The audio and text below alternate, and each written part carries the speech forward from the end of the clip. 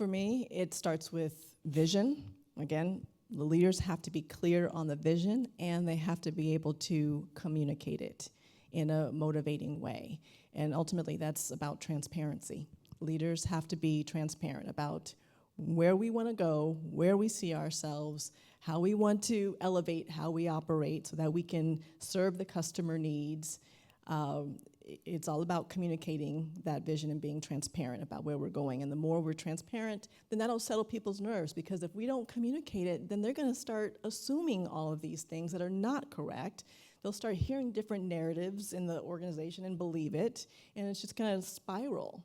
And so the more that we can settle their nerves with the truth of this is where we see that we are headed as an organization and we want you to be a part of it, is we're going to do this together, that will help with the transition and bring them along. I think part of it is you can just acknowledge there's going to be some ambiguity as we go forward. And so in that moment of ambiguity, I would say just make sure the things you believe most continue to be true. So many of us, all of us I hope, are value-based organizations with a deep belief on what is right and what is your core values to drive. Those continue to be true in any operating environment, so make sure you're living those values. The ability to open up and be even more inclusive about where good ideas come from. I mean, what an amazing time to work. And it's unclear where the best idea is going to come from because we're all on new territory. So I think that's pretty interesting.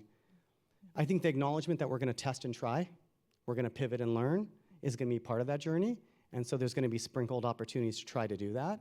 And you're going to adjust as you go. And likely what we see a year from now will be different than what we saw today. And that will probably be true forevermore.